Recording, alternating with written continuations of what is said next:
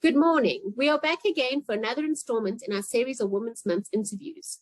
So far this month, I've had the pleasure of sitting with Desiree Stone from Mount Edgecombe, Jana van der Merwe from Kelvin Grove, and today I have the pleasure of sitting with Alison Hess from Swartkrop Country Club in Gauteng. Alison is one of the directors of the club and the driving force behind the operation. Welcome, Alison. I'm so excited to sit with you today and hear a bit about your amazing journey in the club industry.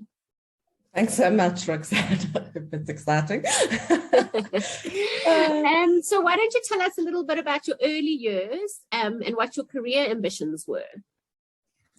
So I've always been interested in sport, always wanted to, that was where I wanted to be. And so I ended up studying a Bachelor of Physical Education at Wits University and specialized in sports management and marketing. And when I finished that, I did a part-time course in public relations, which in hindsight was probably all I needed to do. But you can't replace the experience of going to university. It was a great time of my life.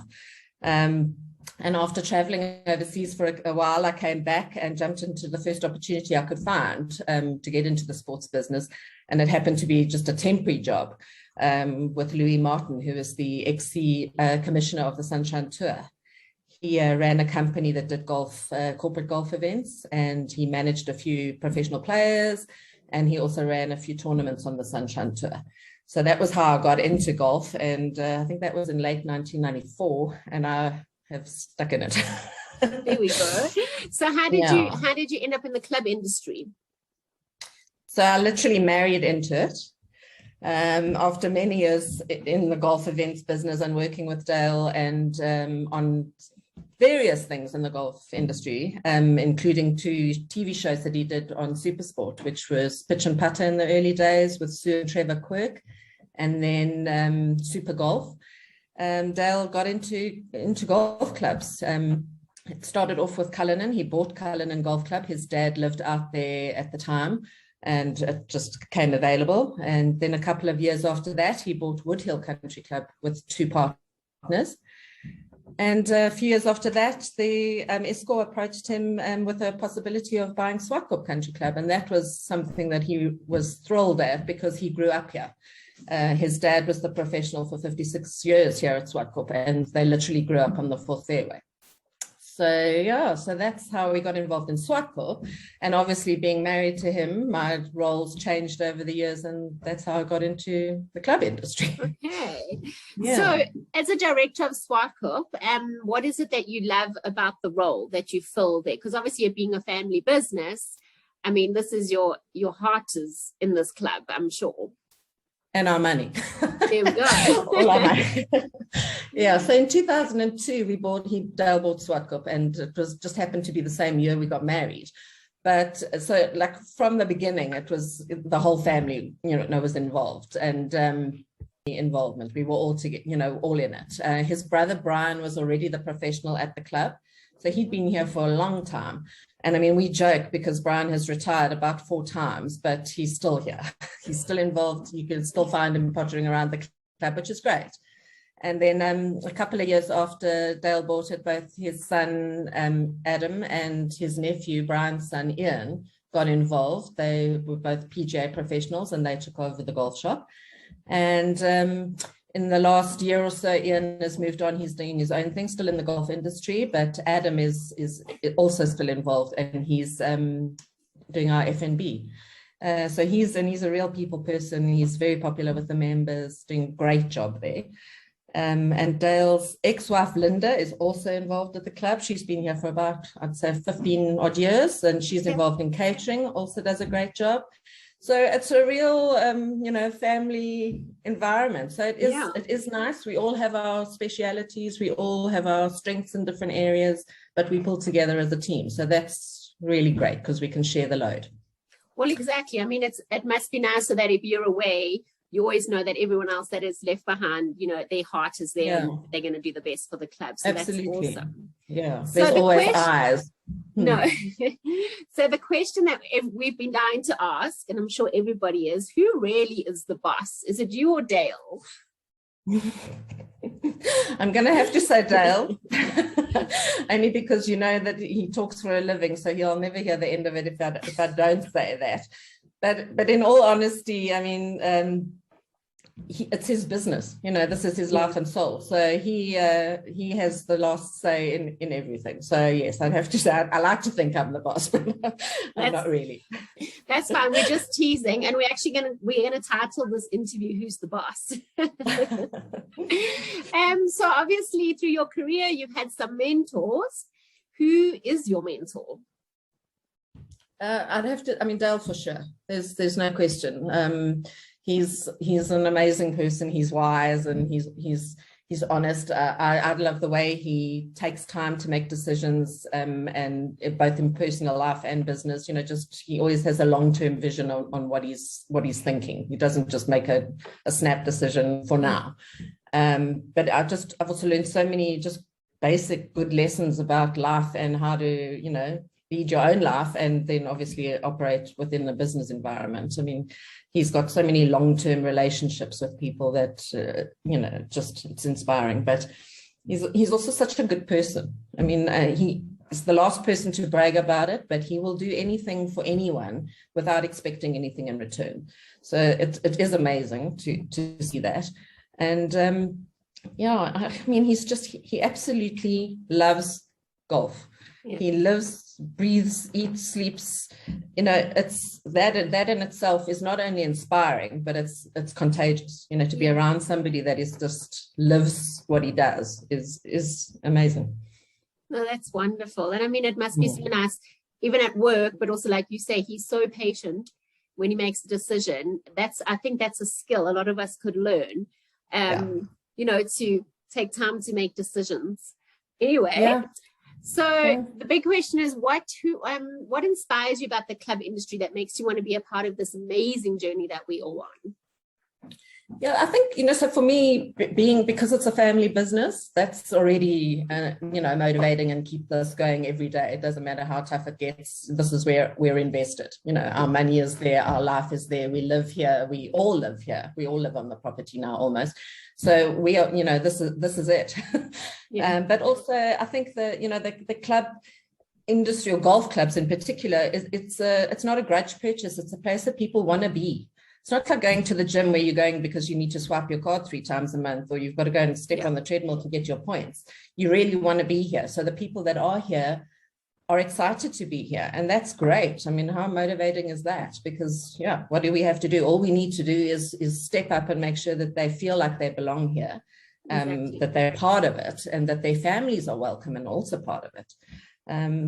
I think also the fact that, it's a business that keeps changing. We have to keep it's never the same. So you've always got to reinvent what you're doing, whether it's a membership that used to be, okay, this is all it is, and this is what you get. Now we've got to think out the box and come up with something else that people are prepared to fit into their lifestyle. Yeah. It's challenging, and COVID was certainly challenging and is still challenging. But I think also we learned from those things, I mean, certainly at Swartkoop, we had to think differently. And one of the best things to come out of it is that we have developed a better relationship with our homeowners. So we are completely separate to them. We own the golf club, and the homeowners association is separate. But the COVID has brought us closer together, because the club provided them with things that they didn't possibly have before. We had a grocery store going. We did have, and we still have, daily food meals available, and they get delivered to their homes, so it's quite, I think, we've learned to appreciate each other in these times. So that's good. And I guess that's, like in any role, you just want to keep growing and learning new stuff. So I guess the fact that, also that it's your own business, this keeps you growing and challenging you all the time. But I must also say, Roxanne, that the club industry has been, what's nice about the golf club industry in particular in the last few years, I've noticed, probably 5-8 years, is that it's a very collaborative group of people now. Whereas before everyone used to operate in isolation and nobody shared anything because it was competition. And now we're all in this to survive, so we all share ideas and tell each other what's working, what's not working, how to do things, it's awesome. So that is great. It's a great industry to be in. I mean, it could be much worse. No, I think that is amazing, because Whereas before it might have been like, oh, they're the competition. Everybody's members and the members that they attract, not everyone's going to attract the same members.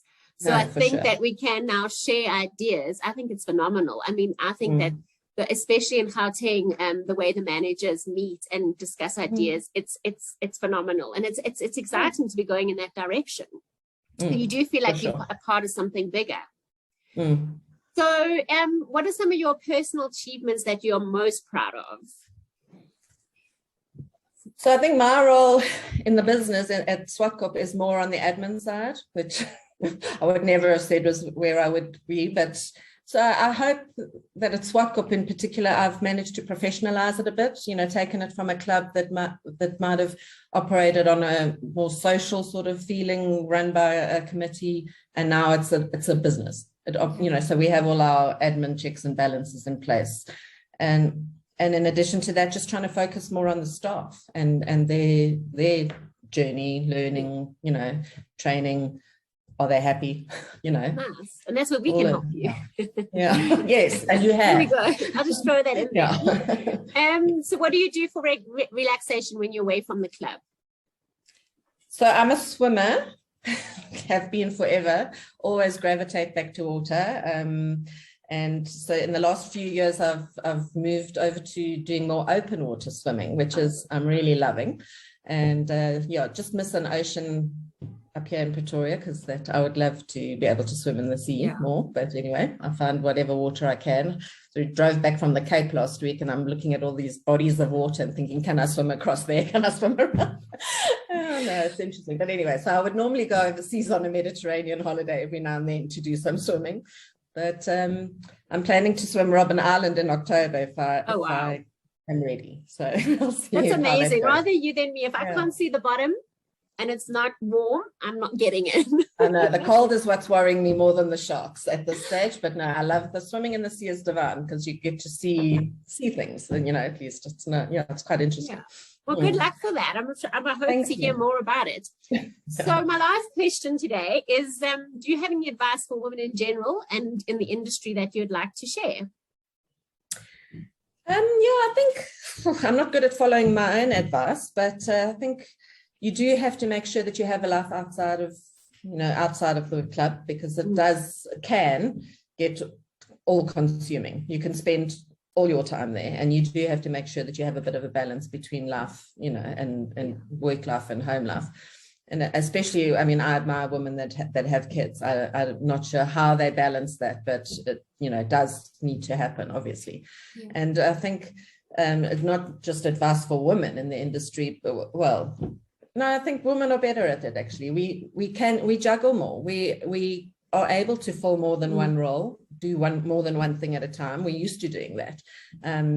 But we also organizers, we're natural organizers. And I think we also have a natural empathy, and, you know, we nurture people. So I think there is a path for us in this industry. Definitely. No, definitely. Yeah. I definitely think we bring something to the party. But so thank you so much for joining us. And I mean, in terms of needing more women in the industry, I think these interviews are so important for up and coming managers to see what's possible. And it's been really lovely talking to you. Oh, thank you, Roxanne. Thanks. Thank you. Yes.